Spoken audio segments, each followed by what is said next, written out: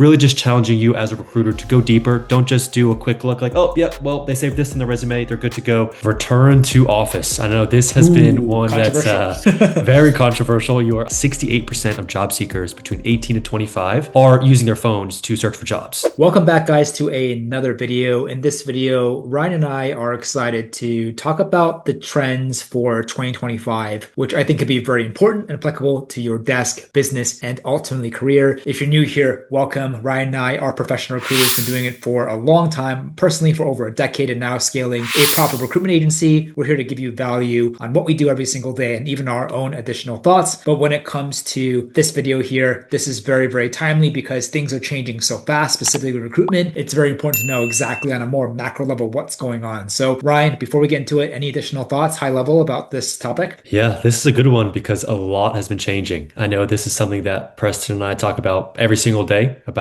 what's new, what's updating, what's different now than it was before. So a lot has been going on in the recruiting space and excited to get into it. Beautiful. All right. So number one, skills-based hiring. What are you seeing right now, Ryan, in relation to skills-based hiring? Yes, this is something that we are starting to see more and more because a lot of companies are starting to realize that just because someone has XYZ resume or a thing on their resume, like a degree or a certain boot camp, it doesn't necessarily mean that they are the right fit for the job. And so using a more what's called skills-based hiring approach is all about understanding, okay, how do we go deeper than the resume? How do we understand the actual skill set that this person has? And how does that match with what they would be doing in this role? And so LinkedIn recently released their Future of Work report, and it's noted that organizations that do use this more skills-based hiring platforms, they are seeing a decent bump increase in employee retention rates compared to other traditional hiring methods. So these are the companies that aren't just saying, okay, they went to XYZ school or, they have XYZ keywords on their resume. No, these are people that maybe they've given a quick test to, or maybe they have just really dug deeper to understand what is the true skill set of this person and how does that align with the role. So if you're a recruiter seeing this, what does this mean for you, right? The biggest thing is to just really understand what would this person have to do on a day-to-day basis in this position, and what can I ask them, or what kind of assessment can they take to help me understand how good of a match they would be for this role. 90% of companies employing skills-based hiring practices report a reduction in hiring errors. Are you completely lost on how to implement AI or automation in your business? Are you struggling with getting responses from new clients? Are you an established recruiter who is struggling to level up or break six figures and beyond? Or do you have no idea how to even start a successful recruitment business at all, whether it's full-time or part-time? If any of these resonate with you, please check out the Recruiter School, a premier educational and coaching program that will teach you everything I've learned in the past decade that has helped me bill over $5 million on my own desk, where I had also the chance to work with the best companies in the world. You'll learn everything from what is the best ATS to how to master client acquisition, what are the best plugins and tools, what are the best platforms to find candidates on, how do you optimize your website and even LinkedIn profile, or how do you actually systematize your workflow with the best AI and automation. The best part, we will also personally handhold and be with you every step of the way through our one-on-one coaching, just to make sure you understand and implement everything perfectly. But don't just take my word for it. Since we launched, the number of success stories that we created have truly been jaw-dropping and amazing. Whether it's making 5 figures part-time, to picking up their first clients within the first couple days to a week, to now making $30,000, $40,000, $50,000 per month consistently, I could go on and on and on. So if you're interested to learn more, make sure you click on the link below to book a time. Since our schedule books up really fast, make sure you reach out quickly. See you on the other side. So really just challenging you as a recruiter to go deeper. Don't just do a quick look like, oh, yeah, well, they saved this in their resume, they're good to go. No, skip that, but really understand, okay, what would they have to do and how can I ensure that this person actually has the right skill set to get the job done? You can also see the second point, which is really interesting. 90% of companies employing skills-based hiring practices report a reduction in hiring errors. So it's not just theory, guys. This actually creates net positive consequences for companies and side effects, which is phenomenal. But I think one thing that I also do want to add is, while Ryan touched upon what does this mean, implications for recruiters, I think it can also have greater implications for job seekers as well. And it could also be a silver lining in disguise. And what I mean by that is, typically hiring and interviewing has always been really focused on like the scope, but also the job title, right? And a lot of companies, like, if you don't have the specific job title, we're not even going to consider you. And I think this is now creating an additional kind of opportunity for more discussion, where you may not have the job title, but if you have the right skills, you might have more of an opportunity to have interviews and conversations than before, as this like larger, broader evolution is happening in the hiring recruitment landscape. And so I think skills-based hiring and more companies double down on this can actually be a better thing for job seekers or people in talent if you know exactly the right skills a company's looking for and you have it, or you can do whatever you can to learn it and really highlight and emphasize it on your resume. Whether or not you have a traditional or non-traditional background, I think it's evening out the playing field more. In my eyes, I think that's potentially could be a good thing. So in terms of like just like a final tip and takeaway for this slide, like Ryan and I talked about, to go beyond the resume, right? Get an understanding of the actual tasks that a candidate would be doing in a specific role and tailor your experience and questioning around that. Or maybe, you can have, like, if you're a recruiter or hiring manager, have the candidates complete more like a simple skills assessment. So you can really get levels or two deeper to really understand if the candidate is not only great with the intangibles, but really with the hard skills. Anything else that you want to add to this, Ryan? Yeah, no, I think you really hit everything on the head there. I just want to underscore your point, Preston, that this is also really opening up the doors to folks who, like you said, don't have the traditional accolades on their resume. They didn't go to those Ivy League schools, or they don't have years of experience at FANG companies, things like that, but they still do have the skills to get the job done. So I'm really intrigued and excited to see this trying to continue further, just to ensure that, we can get more people into jobs who are really skilled for it, even if, they don't have the prettiest resume in the world. Next, RTO. What does this stand for? Return to office. I know this has been one that's very controversial. You are 100% correct. And I think this is also an interesting trend to highlight, because if you go back and check some of the videos we've made on trends from previous years, this was the exact opposite trend. In the past years, there's a lot of trends towards more remote work, more hybrid work, especially in the wake of the COVID-19 pandemic. But we have really been seeing a reversal in that trend as of late. And so a couple of quick, stats I wanted to share with you all here. Firstly, being according to Korn Ferry, which is one of the largest recruiting and staffing firms out there, pretty heavy majority, 64% of talent leaders identify that one of their biggest challenges when hiring today is finding candidates who are willing to go into the office. And then on the worker side of it, again, nearly half of them would also consider leaving their hybrid or remote job if it required them to return fully into the office. And so obviously for both employers and employees, the flexibility in work location is super, super critical. A lot of companies now are starting to say, okay, well, we weren't super serious about long-term plans for, hybrid remote work. We actually want to bring folks back in the office. And a lot of workers are either quitting or they're, quiet quitting, whatever the case may be, because there really is that desire to not have that 5 days a week in the office. And so what this means for us folks in talent is we want to be just very upfront with our candidates and our clients about the on-site requirements, whatever they may be for any given role. If you have a position that you're working on that is 5 days a week in the office, and you have a candidate who is like, nope, I really want a hybrid role, don't,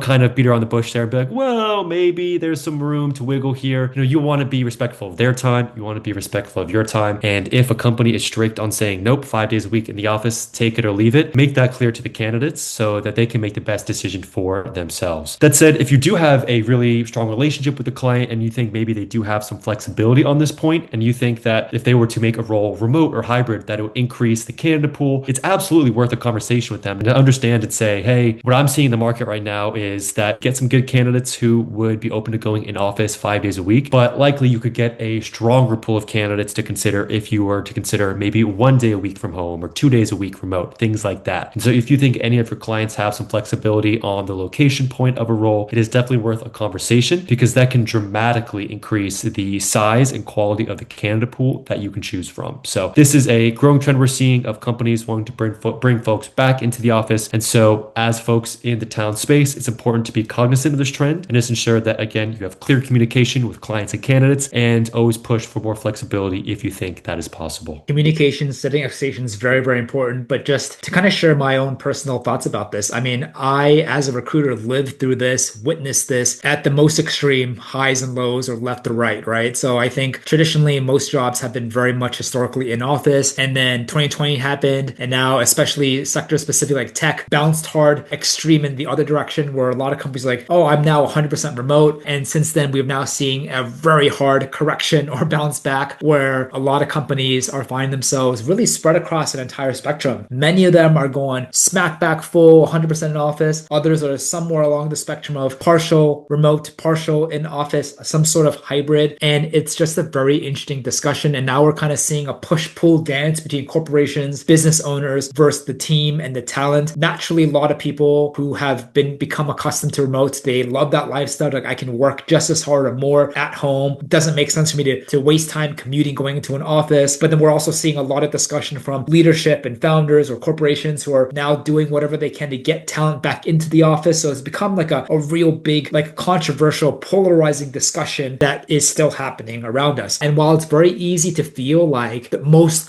all companies are snapping back to in office, or most talent don't want to go into the office, we also have to remind ourselves that there's just as many companies and people on the other side as well. There are companies out there that are full remote. There are many companies out there that stand their ground and standing firm on a hybrid. And there are just as many people out there who want to work in offices than those who don't. So I think it's very important to not get swayed to one side or the other. I don't have a crystal ball. I don't know what's going to happen in the next 3, 5, 10 years. It's certainly really interesting. I still think hybrid is here to stay, remote's here to stay for certain industries, specifically certain companies. But I think for people who are facing this on a day-to-day level, whether it's like recruiters and hiring managers, interviewers and candidates, it's absolutely pivotal to be transparent, to communicate, to make sure like you don't mislead, you don't kind of give people the feeling you're pulling the rug under their feet. Because I think for a lot of people, this return to office or remote is a really important component of their jobs and careers. And so it's important not to be silly, play any games, and be respectful of that. Absolutely. Next, increased demand for contract fractional hiring. What's the data saying about this? Yes. So this has been a really interesting trend to follow. And I think one that's become ever more prevalent, especially in the past couple of weeks, past couple of months. There's been just a ton of economic uncertainty, not only in the US, but really all over the globe. And so companies are responding to that. And a big way they're doing that is by shying away from doing a lot of traditional direct permanent placement type hiring and instead opting to go more for contractors or freelancers to get the job done. And so for some data points here, a study out of Robert Half found that around 63% of companies are now planning to increase the number of contract professionals on their team. And so again, these are folks who aren't full direct employees of the company, but are contracted out. And what I thought was interesting when doing this research was that there was a larger percentage of the workforce than I initially expected who were open to some more of these contract freelance type roles. At one poll showing that around 54% of permanent workers, so currently full-time employees at companies, were open to making a switch to a contract role. And so it's really interesting to see how this one goes both ways. Companies are starting to look for this more and more, but also it seems candidates are more and more open to it as well. And so one thing to kind of think about, especially if you are in the talent or recruiting space right now, is how can I meet my clients and potential clients where they are? If you're traditionally just a permanent placement recruiter, maybe think, okay, well, if these clients are looking for contract roles, maybe I can do some contract recruiting and things like that. And so not to say that you need to completely shift up your business model all of a sudden because of this one trend, but it is something to keep in mind where if you haven't traditionally played much in this contract or kind of corp to corp or different types of recruiting, now may be the time to do that, to really be able to, again, meet the clients where they are. If this is what they're looking for, then that may be a service you may have to add to your portfolio in order to win them as a client.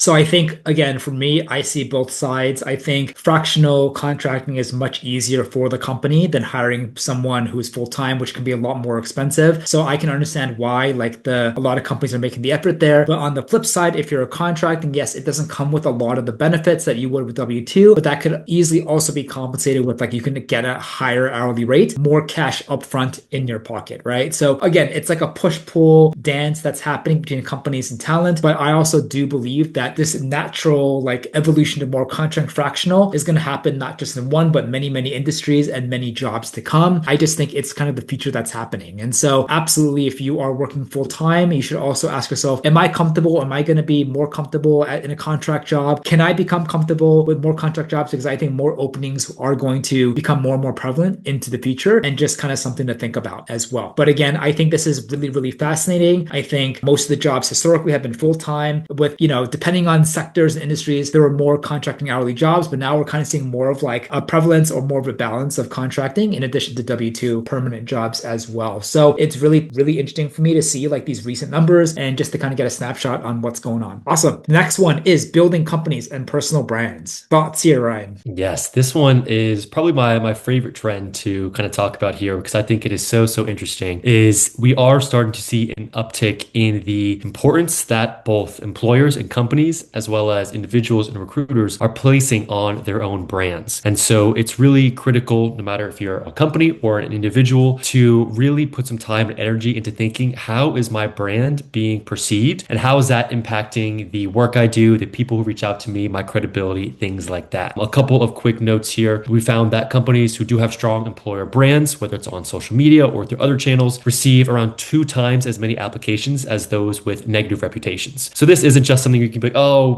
PR, whatever, doesn't matter. Any press is good press. Like, no, like if you have a bad personal brand, you're going to be getting a smaller applicant pool, likely a lower quality applicant pool. And then even on a more granular level, most job seekers would say they would reject a job offer from a company if the company had a bad reputation, even if they were unemployed. So again, this goes back to the point where if you have a negative brand reputation, you are dramatically decreasing the quality of candidates that you will be receiving for any given role that you're hiring for. And so when it comes to recommendations we would have on this point is, I'll start with companies and then I'll go to personal brands, is you really got to be out there now on LinkedIn, on Facebook, on wherever your customers are to start building your own brand. You can't just rely on, your direct outreach. You really want to build out this presence for your company so that when someone hears your company name, they're like, oh, I've heard of them. I saw them post about this or their interview with so-and-so. And you really want to ensure that you have a positive correlation in the audience's mind between your company and, a job posting that you may have. And so not only can a company post on LinkedIn more, but also as a recruiter, you can post on LinkedIn a lot more. This is one thing we see that so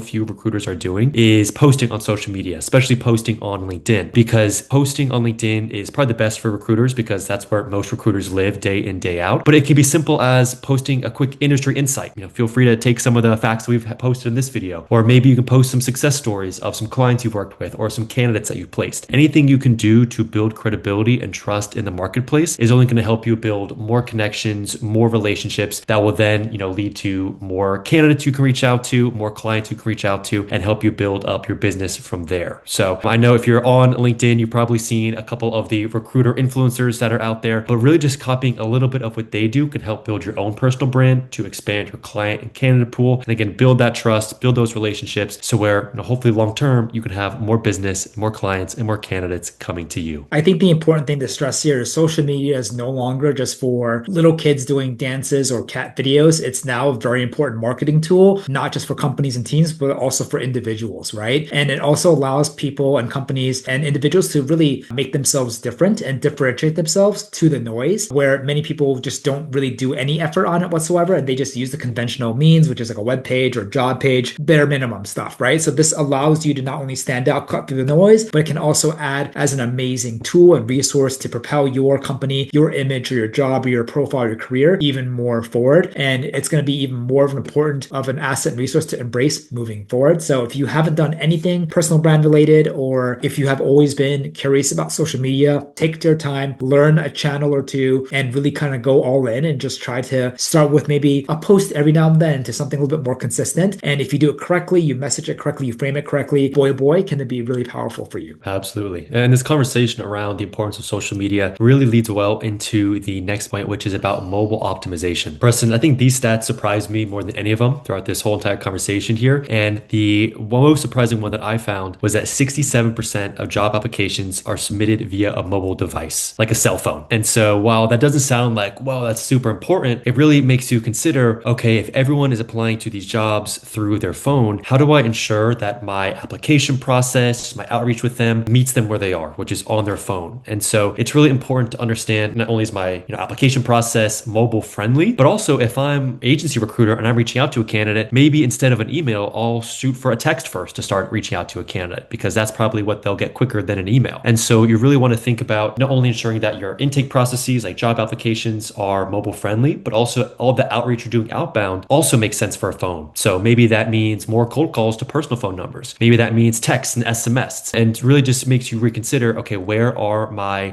candidates engaging with job applications and engaging with new roles, and how do I meet them where they are? And to just really hit that point home even further, going to this second point from a company called Pigeon Hire, they found that 68% of job seekers between 18 and 25 are using their phones to search for jobs. And for the older age range too, for 35 to 44-year-old job seekers, over half of them are also searching for jobs on their phone. So this isn't just something that, Gen Zers are doing. This is something that job seekers and candidates of all ages are doing. So it's really important that no matter if you're hiring for entry-level role or a C-level role, make sure that everything you're doing is optimized for folks who are engaging with your content on mobile devices. I think here it's all about just being aware of the trend and capitalizing and being smart. There's still ample opportunity to deploy like emails or other channels to get in touch with, talent and hiring managers, things like that. But if you're seeing numbers like these, percentages like these, absolutely mobile should be part of your strategy, if not a huge chunk of it, right? And this just honestly makes me feel old, right? I wouldn't consider myself to be super old, but it just makes me feel old because I remember back in the day when I used to go and get jobs, I would never use my phone. And so now like the fact that like 68% of people are utilizing their mobile phones in some sort of fashion to help them get jobs, that to me is astonishing. And I wouldn't be surprised if this number stayed stable around this area or even increased into the future. I agree. Absolutely. It's definitely a trend we're seeing. And I know it makes sense now. Everything is mobile friendly. But to your point about, earlier social media not just being, for dance videos and cat videos, like people are applying to jobs, people are getting jobs with their phones. And so, we have to accommodate that as recruiters ourselves. Last but not least, clients are more cost conscious. For all of you agency owners, would-be agencies, or solopreneurs, this is probably not a slide that would make you super happy, but there's still a silver lining here for you to be able to kind of take away the gist of the slide and then to adapt, right? So what are we seeing here, Ryan? So obviously, Sense IQ HQ survey found that 65% of staffing firms identify attracting new clients as their biggest challenge as companies become more and more selective and cost conscious in their hiring decisions. In 2025, 57% of business leaders plan to reduce hiring due to rising employment costs and economic uncertainty. So what can this mean for agencies? So I think the lowest hanging fruit is pure competition. I'm just going to like drop my fee, make myself more affordable. And, that should kind of help me attract more clients. Absolutely. You can do that. You can do that work and you can do that. You can continue to do it to convert. But I think what other recruiters should be doing, or smarter ones, or people who understand like, hey, this is what's happening. How do I capitalize? Is it's always fine to like just lower your fee percentage, but we all want to make a living, right? It's also puts like another opportunity, another kind of burden in a positive way on us to be like, how can I do things differently instead of just competing against price or cost, right? Is there something specific about my knowledge or skills or experience that I can highlight? Is there like a different type of value I can now utilize as a hook to reach out to prospective clients? Is there anything special about me that makes all the other agencies next to me like all the same with each other, but not with me, right? So I think this gives us an opportunity to really be introspective, to be like, hey, what are my strengths? What are my unique selling points? How can I be different? Or can I be creative to even go above and beyond and create even a different value proposition that would put me completely different and eons away from the typical recruitment agency? So I think when things get tough, it's very easy to do the easiest thing, to drop the price and bring on clients. And that could be great. That's still a tactic that I use with my agency, but it also should be another like learning opportunity, be like, oh, can we do things differently, right? And then if you are able to crack that, you're able to come up with something truly unique, then now you're kind of competing against a market with less competition and more opportunity for you to capitalize and grow your presence and market share. So I think it's, on one hand, it's great to know that companies are shrinking or being more selective, but then that can also force us to be better, to be different, to be creative, to do things more differently, to kind of stand out among other people. But you have any additional thoughts, Ryan, on the slide? Yeah, the only other thing I'd pitch in here too is when it comes to a situation like this where clients are more cost conscious and pricing is really top of mind for most hiring managers, on top of maybe lowering your fees, like you mentioned, Preston, or maybe adding on a new, value prop, is just adjusting your angle and really your, I guess, your value prop, you could call it as well. I know one thing that we've been talking about a lot is taking the kind of risk reduction angle when reaching out to potential clients. And if I know, okay, I'm reaching out to XYZ client and budget is probably top of mind for them, instead of using the angle of, oh, I can get you candidates so quickly, or I can get you the best quality candidates, I want to really discuss and hit on the cost pain point. And so I can use that risk reversal and say, well, if you do hire someone who isn't the right fit, that can end up costing you, I think estimates around, 30 to 40% of the higher salary. And so it's reframes the conversation from, oh man, recruiting and recruiting agencies are so expensive, to the other way around, where if you don't have a really good recruiter, it's going to cost you even more money. And so just that slight reframe in the angles that you're taking can do really wonders in those conversations when you're having with those clients who are on the more cost conscious side. So overall, it's about reframing where you can,